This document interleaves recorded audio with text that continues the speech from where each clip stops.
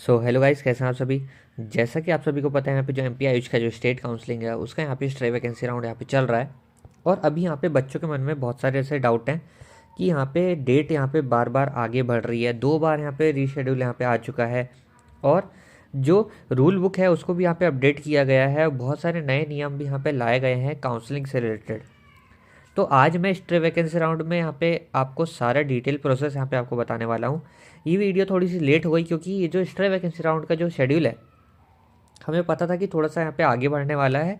Main जो focus करते हैं हम यहाँ पे चॉइस फिलिंग, कॉलेज रिपोर्टिंग और कॉलेज के एडमिशन पे करते हैं। अब बच्चों, आप सभी ने यहाँ पे देखा होगा कि फर्स्ट सेकेंड थर्ड राउंड, ये जो राउंड्स थे ये ऑनलाइन राउंड थे।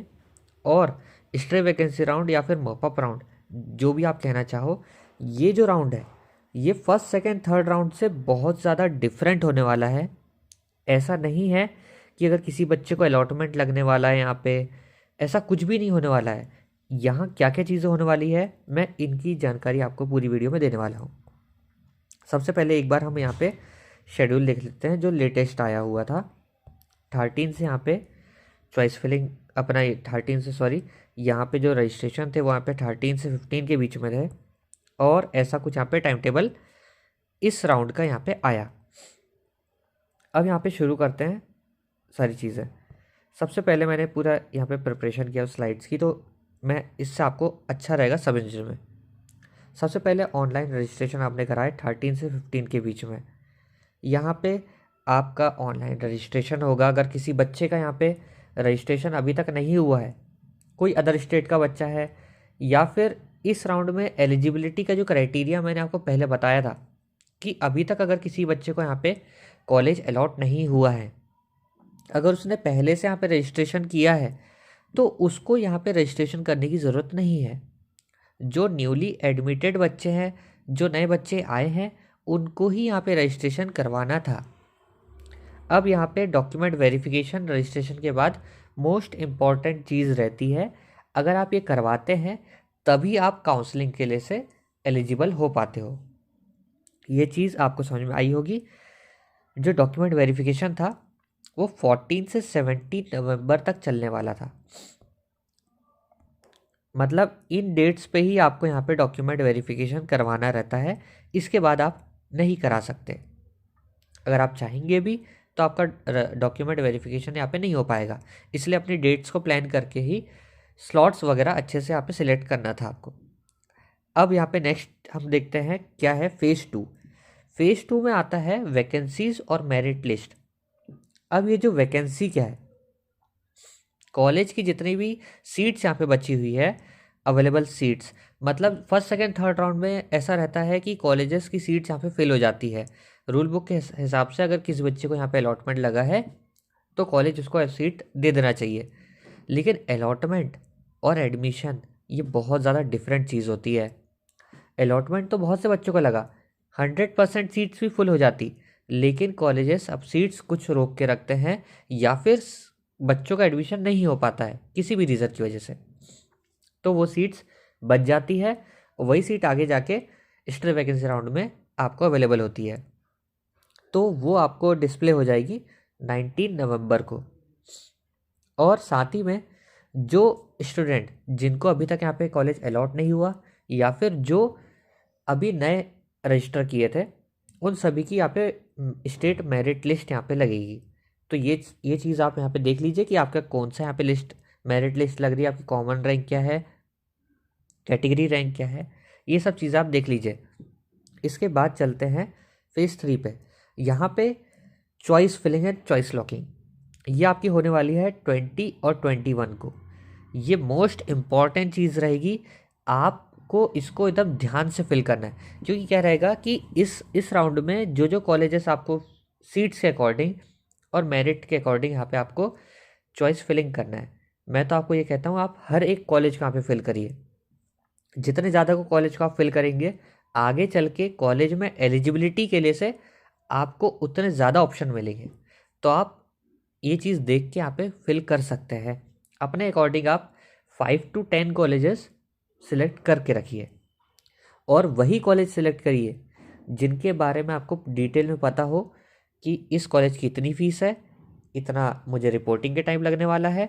हर हर एक चीज़ जानने के बाद आप ये चीज़ करिए।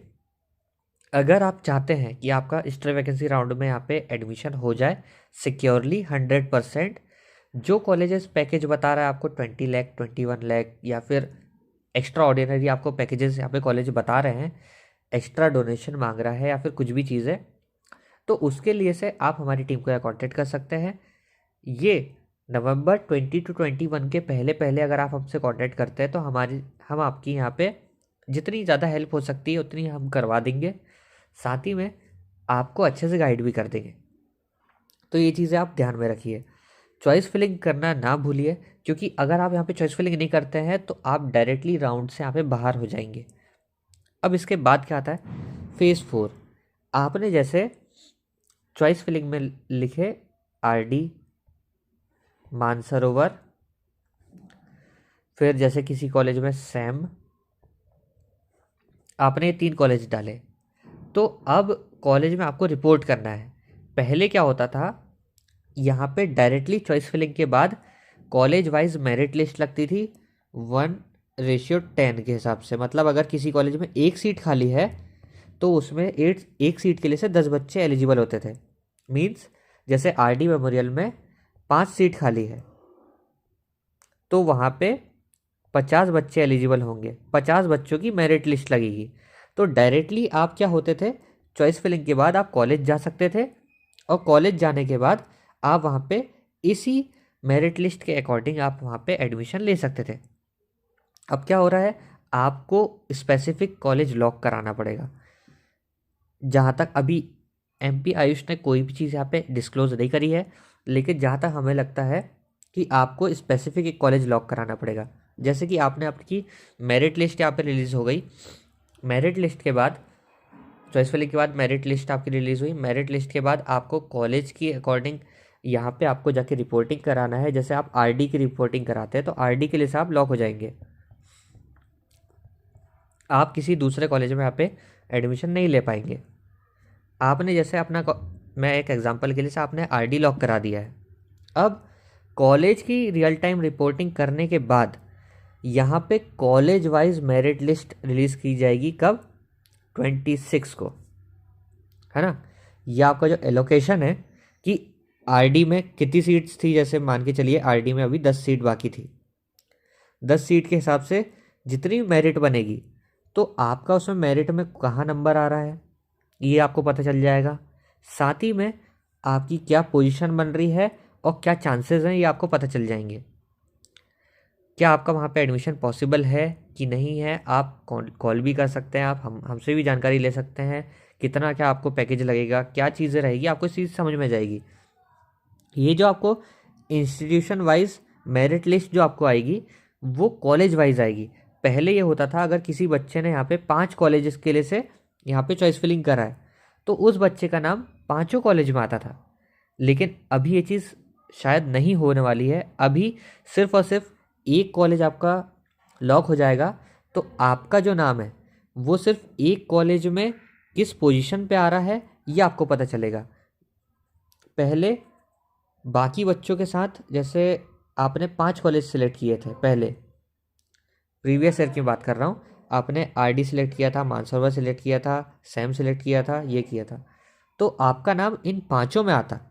लेकिन इस बार हो सकता है कि जहाँ तक 2 बार रिपोर्टिंग हो रही है तो इसका मीन यही है कि आपका एक कॉलेज ही आपका लॉक रहेगा और आपको इंस्टीट्यूट के वाइज ही आपको मेरिट लिस्ट यहाँ पे देखने को मिलेगी। अब जैसे ये मेरिट लिस्ट आपको पता चल गया कि मेरा नंबर यहाँ पे 10 सीट है, मेरा नंबर यहाँ पे 40-50 या फिर 20 या फिर ऐसे पोजीशन में मेरा नंबर आ रहा है, तो आपको क्या करना है आगे। तो जब एडमिशन रहेगा तो एडमिशन के दिन क्या होता है, आपको यहाँ पे कॉलेज जाना पड़ता है लास्ट टाइम 27 और 28 को यहाँ आपको जाना रहेगा और आपको मेरिट के हिसाब से यहाँ पे एडमिशन दिया जाएगा। पहले क्या हो रहा था, अभी जब एक रूल यहाँ पे अपडेट हुआ था कि कॉलेज की जो रिपोर्टिंग है वो पहले गवर्नमेंट आयुर्वेदा कॉलेज में होने वाली थी, जिससे सारी चीज़ें बहुत ज़्यादा क्लियर रहती, सामने से बहुत चीज़ें ट्रांसपेरेंसी रहती और कॉलेज इसमें ज़्यादा कुछ नहीं कर सकता, बच्चों से ज़्यादा डिमांड नहीं कर सकता और मेरिट वाइज ही आपको एडमिशन यहाँ पे होता, लेकिन इस चीज़ को कॉलेज के प्रेशर की वजह से यहाँ पे हटा दिया गया है। अब जो रिपोर्टिंग यहाँ पे आपकी होने वाली है वो आपकी कॉलेज में ही होने वाली है। अगर आपने यहाँ पे आरडी मेमोरियल सिलेक्ट किया है, मानसरोवर सिलेक्ट किया है, चॉइस फिलिंग में सैम सिलेक्ट किया है, तो आपको जिस कॉलेज में जाके सीट लॉक करवानी है आपके लिए से, उस कॉलेज में जाके आपको यहाँ पे रिपोर्टिंग कराना पड़ेगा। उसके बाद आपकी यहाँ पे कॉलेज की मेरिट लिस्ट रिलीज़ कर दी जाएगी 26 को, और 26 की मेरिट लिस्ट को देखते हुए आपको 27 को एडमिशन लेने जाना रहेगा कॉलेज में। अब क्या, अब जैसे आप कॉलेज पहुँचते हैं, कॉलेज वाले मैं आपको एक चीज़ बताना चाहता हूँ, यहाँ पे चीज़ें मैं सारी चीज़ ट्रांसपेरेंट रखना चाहता हूँ आपके सामने, कि कोई भी चीज़ मैं आपके सामने छुपा नहीं रहा हूँ। क्या है, देखिए यहाँ पे आपके साथ पहुँचने वाले बच्चे बहुत ज़्यादा रहेंगे, और आप अगर सोचेंगे कि मेरा SC ST OBC है, SC कोई बच्चा सोच रहा है कि मेरा SC है, कोई सोच रहा है मेरा ST है, तो क्या मैं जनरल के ऊपर रहूँगा? क्या मुझे प्रायोरिटी मिलेगी? तो ऐसा बिल्कुल नहीं होने वाला है। ये चीज़ आप सोच के रखिए, ऐसा बिल्कुल भी नहीं होने वाला, क्योंकि यहाँ पे सीट्स के ऊपर चीज़ें चलेंगी कि कितनी सीट्स हैं, और यहाँ पे कोई भी आपका रिजर्वेशन काम नहीं आने वाला है। कॉलेज ये नहीं देखेगा कि आपको जनरल की सीट अलॉट हो रही है, SC ST की अलॉट हो रही है। अगर कोई जनरल का ही बच्चा है तो उसको SC ST OBC की भी सीट अलॉट हो जाती है स्ट्रे वैकेंसी राउंड में, क्योंकि यहाँ पे सीट्स पे चलता है, ना कि कैटेगरी पे। अब जैसे मान के चलिए, हम आपकी क्या हेल्प कर सकते हैं इस चीज़ में। अगर आपका जैसे कॉलेज में सिर्फ 10 सीट है, आपको अगर एडमिशन यहाँ पे कंफर्म लेना है, आपका नंबर आ रहा है यहाँ पे 40 to 45, ठीक है, आपका नंबर यहाँ आ रहा है, आपको यहाँ पे एडमिशन चाहिए कॉलेज में। एग्जाम्पल के लिए से मैं कोई कॉलेज लिख के रख लेता हूँ, जैसे एग्जाम्पल के लिए से आपको चाहिए LN आयुर्वेदा, तो आपको किस तरीके से इसमें एडमिशन मिल सकता है, तो उसके लिए से मैं आपको पूरी प्रोसेस गाइड कर सकता हूँ। आप मुझे, हमारी टीम को यहाँ पे कांटेक्ट कर सकते हैं।